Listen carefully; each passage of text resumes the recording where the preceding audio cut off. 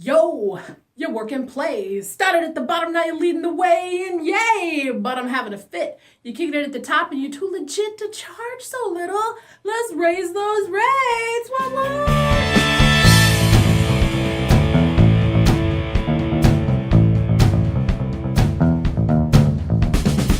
Hello, I am Robbin, and this is Creative Freedom, your dose of empowerment for creative entrepreneurs, where can-do inspiration and how-to education collide to help you own your dreams without selling your soul. Last episode, we talked about the common signs that indicate that you should probably be charging more. So the logical follow-up to that episode is to actually talk about how to do that. A lot of coaches and trainers will give you the what and the why and leave the how for their flashy 5-figure program, but that's not how we roll at Creative Freedom HQ. Besides, there is so much I could teach on this topic that I couldn't begin to fit it all into a single episode anyway. Now, there are basically two ways to effectively raise your rates so that you're retaining more income. The first is the obvious. Raise your prices. The second is to keep your rates the same and either do less or find a way to reduce your costs to get things done for less. Or you can do some combination of those things. These are really the only ways to charge more for your existing work. Now, alternatively, you can also make new offers or find a new audience which can help you make more money, just not change your rates. You need to be careful, though, that you're not overdoing, which whittles away the value and the leverage that you're trying to create for yourself.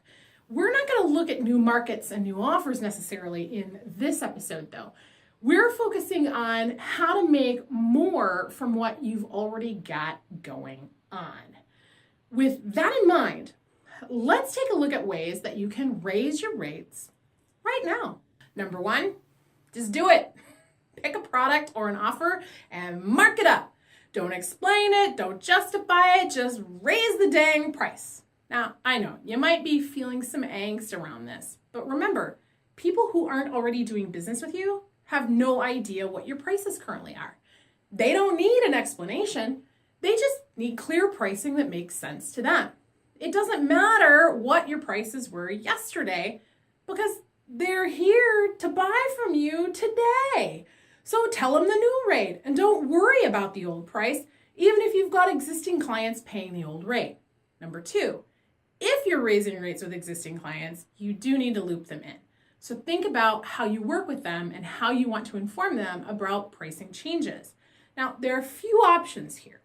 With my incubator clients, they have a locked fee agreement for a year, and then we review and adjust at the annual renewal. Kind of like health insurance. You pay a premium for a certain period of time, and then when the period ends, that's when you feel the price increase. Another approach is to use a graduated pricing increase. One of my clients was able to gradually increase her fees over the course of a year because her clients were paying by the session. This gave clients time to adjust to the new rates and still allowed her to feel some kind of rate increase each month instead of waiting until the end of the year. Another approach she offered was to give clients a chance to pre-purchase sessions in bulk at the old rate before the new rate went into effect. The result was a cash injection for her business right now and a lower rate that kind of felt like a sale over the course of the year for her client. It also helped guarantee that she'd have clients in her calendar for the next few months. Number three, instead of saying yes to pro bono work, look for some kind of compensation. Now, this doesn't have to be big bucks, but even a token or a stipend is something. The idea here isn't so much to change your rates as it is to change your perception in the market, your positioning, as a person who doesn't work for free all the time. One client was asked to speak at a conference that didn't offer a speaker fee. So she asked for travel reimbursement. Hey, the answer is always no if you don't ask, right? That's what my mom used to say. Well, she asked and she got it. She then went to the event and of course she nailed it because she's awesome. By asking to defray the cost of her travel, she was not able only to attend and speak at the event, she also positioned herself in the minds of the event organizers as someone who doesn't work for free and is worth every penny. Speaking of positioning, number 4 is to make sure your pricing matches the story of your brand. A Tiffany diamond inside a discount retail warehouse will always look overpriced compared to everything else in the room. If you're touting yourself as a Neiman Marcus, you can't charge Walmart prices. It simply won't sell. In my book, Creative Freedom: How to Own Your Dreams Without Selling Your Soul, I tell the story of John Frieda's hair care line. When he first launched it, the prices were so low that his celebrity customers were a little suspicious that the product was inferior. So he jacked the prices to match the high-dollar haircuts he was giving to the rich and famous in his salon, and the products started flying off his shelves, which brings me to the next point, on the opposite end of the spectrum.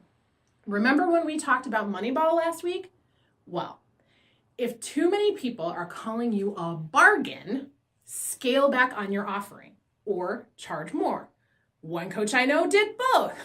The first year, she charged $10,000 for her year-long coaching program, and it was filled with a bunch of bonus items, incentives, things to get people to say yes. Thousands of dollars in bonuses and incentives, worth almost as much as the program itself. So of course, people jumped at the chance to enroll, saying it was such an incredible bargain for the price. Well, the coach took that lesson to heart. The second year, she doubled the annual fee and cut the content in half. Now, for people who had been with her the first year, it was a bit of an adjustment. But because they still saw a solid return on their investment, they decided to stay in the program for another year. For all her new clients who had no clue what the old rate was, it was no big deal. Remember, new customers don't typically know what the old pricing is, and most people expect that prices are going to go up. You can't walk into most stores today and expect to pay 1920s prices for much of anything. Heck, gas station prices vary every week, sometimes daily. Now, create options at different price points. Apple does this really well. You can buy an iPad, a mini, or a Pro, and they all essentially do the same thing. They're all tablet devices. But the features on each one are a little different and cater to a different market. Think of this like the small, medium, and large sizing at your local fast food joint. When you give people a handful of similar options, they can compare and decide which option is best for them. This gives you the ability to reach higher and low-paying clients in new ways. If somebody wants to work one-on-one with you, for example, that can be a higher priced add-on to a lower priced offer. Or you can throw in a smaller item when they purchase the larger package. Here, you're creating more value through collections, add-ons, or bundles rather than continuing to raise your hourly rates. Just remember to keep your options limited to only a few. Otherwise, a confused mind says no.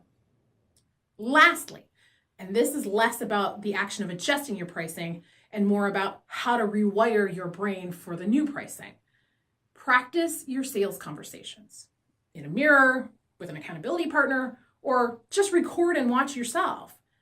New rates are often hard to vocalize the first few times you have to quote them. I worked with one of my clients asking her regularly in our coaching sessions how much she was charging for her work, until she could easily say, oh, I charge $350 an hour. Now, she's regularly getting paid that rate when before she felt that charging $200 an hour was way too much.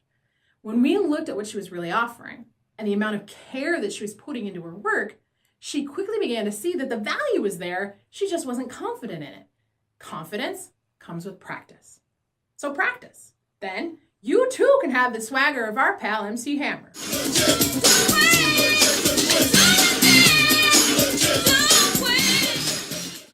Raising your rates often comes with more fear than anything else.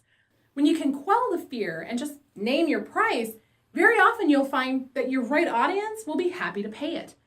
And if people aren't happy, then they probably aren't your right audience. Remember, even a Tiffany diamond will seem overpriced in Walmart. If you need help, I invite you to consider joining us for Overcoming Under-Earning for Creative Entrepreneurs. This 5-week program helps you unpack your money stories and rewire your brain to charge and accept the real value that you and your great work bring to the world. You can learn more about it at lisarobinyoung.com/under-earning, and I will put a link in the description so that you can just click and go. So now it's to you. What do you struggle with when it comes time to raise your rates? How have you gotten over your own fears around making pricing changes? Share your thoughts and your ideas in the comments and be part of our rising tide. And if you're only catching the weekly video, you're missing out. There's a podcast, a live Q&A each week, and a bunch of extra goodies like transcripts, worksheets, and more when you become a free member of our Rising Tide over on the website. If you liked this episode and you want to be the first to see more just like it, then subscribe. Leave us a review if you're listening to the podcast and share us around with your friends. Sharing is caring, and we care about you. Next week, we're going to talk about shame and the stranglehold that shame can put on us that keeps us from earning even a fair wage for the work that we do. And I hope you'll join us for that next time. Until then, for more inspiration and education to help you, say it with me now, own your dreams without selling your soul, come see what's shaking over at lisarobinyoung.com.